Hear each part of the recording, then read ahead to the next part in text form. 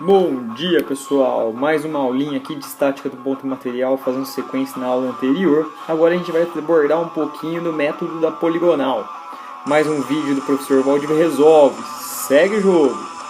Bom, pessoal, para a gente continuar o tema da aula passada, eu vou pegar o mesmo exemplo de exercício que a gente fez no vídeo anterior e encontrar as trações em cada uma das cordas no mesmo exercício. Lembrando que a gente tem um bloquinho de peso 100 newtons, preso por duas cordas que estão ligadas ao teto.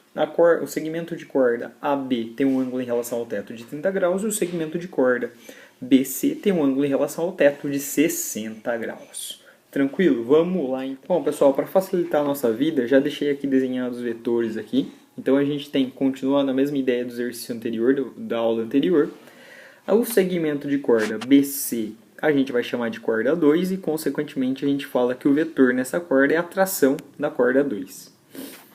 O segmento de corda AB tem o nosso vetorzinho azul aqui e eu chamo de corda 1. Portanto, o vetor que tem nessa corda é a tração da corda 1 que está aqui.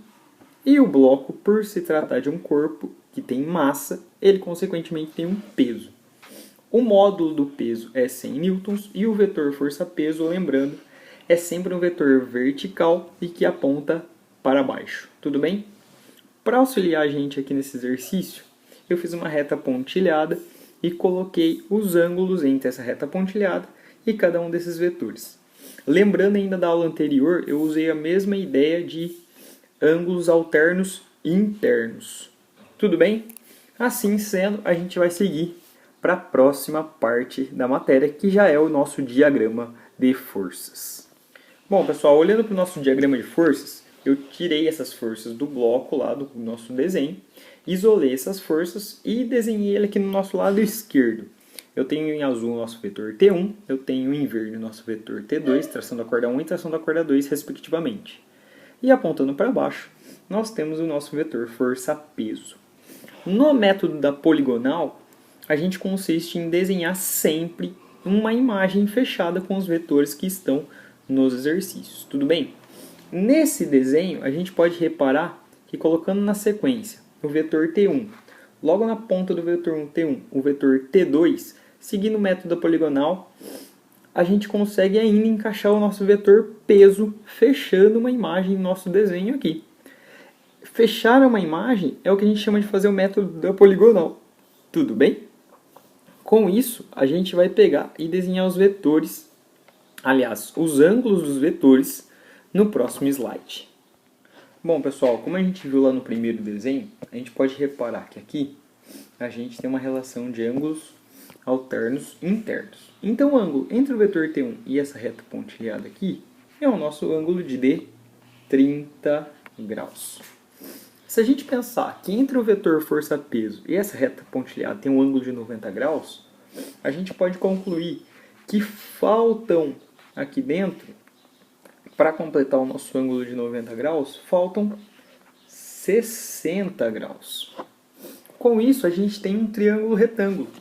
E a gente pode pensar nas relações trigonométricas desse triângulo retângulo, como a relação seno e cosseno. Tudo bem? Então, como ficaria o nosso seno de 60 graus?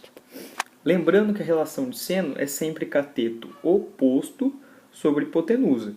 Hipotenusa é sempre aquele ângulo que é oposto ao ângulo reto. Assim, o nosso cateto oposto de 60 graus é o vetor T2. E a nossa hipotenusa é o próprio vetor peso. Tudo bem? Só com essa ideia, que é bem mais simples que no vídeo anterior, a gente consegue resolver o exercício.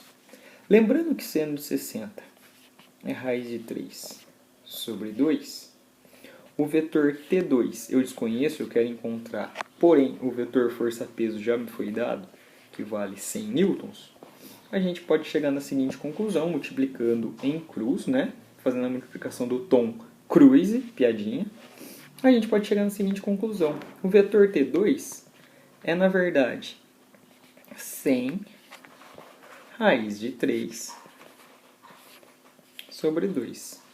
Simplificando, eu posso simplificar o 100 com o 2 eu fico no final das contas com o valor T2 é igual a 50 raiz de 3 newtons. Dá para perceber nesse momento que chegar no vetor T2 por esse método é bem mais tranquilo. Tranquilo? Assim vamos calcular o vetor agora T1. Bom, pessoal, para calcular o vetor T1 agora, a gente vai usar uma segunda relação trigonométrica, que é a relação de cosseno desse ângulo de 60 graus. Tudo bem? Se a gente pensar no cosseno de 60, a gente lembra que o cosseno de 60 nada mais é do que cateto adjacente sobre hipotenusa. Nesse triângulo que a gente tem aí ao lado, o nosso cateto adjacente ao ângulo de 60 graus é T1. E a nossa hipotenusa continua sendo a relação do peso. Lembrando que cosseno de 60 vale meio, a gente pode falar que 1 sobre 2, então, é igual a T1, que eu quero descobrir, sobre o peso que vale 100 newtons.